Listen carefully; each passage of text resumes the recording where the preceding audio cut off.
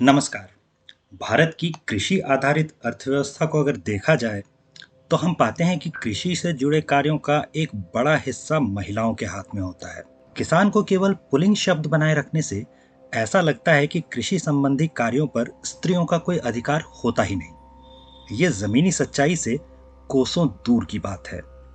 हिंदी चूंकि नई भाषा है, इसलिए पिछले कुछ दशकों की हिंदी में महिला कृषकों के लिए कोई शब्द क्यों नहीं गढ़ा गया, ये सवाल पिछले 3-4 दशकों के लेखकों से अगर पूछा जाए तो कोई गलत बात नहीं होगी। इसे जब आप छोटे कस्बों में बड़े होने के बाद बड़े शहरों में नौकरी रोजगार के लिए आने से जोड़ेंगे तो कई अजीब सी बातें भी आपको नजर आने लगेंगी।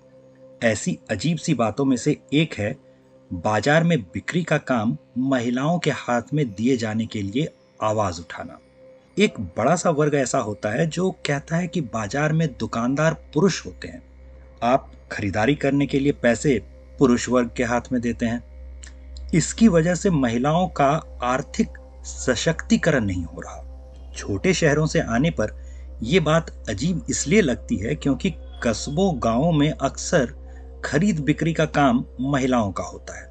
अगर मछली बाजार में जाएंगे तो मछली पकड़ने वाला मछुआरा भले पुरुष हो, लेकिन बाजार में उसे लेकर बेचने कोई स्त्री आई होती है। फूलों के मामले में ऐसा ही होगा, माली पुरुष होता है लेकिन उसे बेचने आई स्त्री होती है। सब्जियों के मामले में अक्सर ऐसा होता हुआ दिख जाएगा। मैकले मॉडल की शिक्षा और वर्षों की गुलामी का असर यह हुआ कि जिस नारीवाद को कॉपी पेस्ट तकनीक से भारत के समाजशास्त्रियों ने लागू करना शुरू किया, उसके मुताबिक आर्थिक अधिकार स्त्रियों के हाथ में होते ही नहीं थे। असली भारत जो विश्वविद्यालय की ऊंची दीवारों और गेट के बाहर कहीं बसता है, उसे समाजशास्त्रियों की ऐसी बातों से कोई मतलब नहीं था। इसलिए जब अखबारों में जमीनी सच्चाई की खबरें आई तो बताया गया कि भारत के बाजार में सीधी बिक्री से जुड़े हुए काम का 53% स्त्रियां संभालती हैं। जो डायरेक्ट सेल्स की नौकरियां होती हैं, उसमें भी आधे से अधिक का हिस्सा भारतीय नारी के पास है। परंपरागत को बुरा और किसी आधुनिक को अच्छा बताने के चक्कर में ये बातें आपको बताई ही नहीं गई। अंदाजों के मुताबिक करीब 1 करोड़ 35 लाख से लेकर 1 करोड़ 70 लाख व्यापार भारत में ऐसे हैं जिन्हें स्त्रियां संभालती हैं। बेन एंड कंपनी और गूगल ने powering the economy with her नाम की एक रिपोर्ट जारी की थी। उसके मुताबिक उद्यमियों द्वारा संभाले जा रहे व्यापार का ये 20% है। ये ऐसे व्यापार हैं जिनमें अगले 5 वर्षों में 90% तक की बढ़त देखने को मिल सकती है। IMF के आंकड़ों के मुताबिक भारत के जीडीपी में स्त्रियों का योगदान 2025 तक बढ़कर 27% हो जाएगा।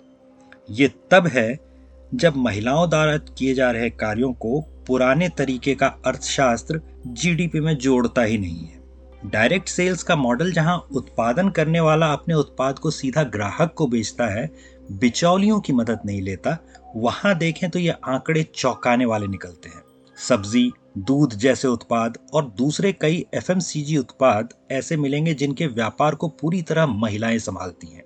सोशल मीडिया के आ जाने से घरों से चलने वाले व्यापार के जगत में भी बदलाव आया है।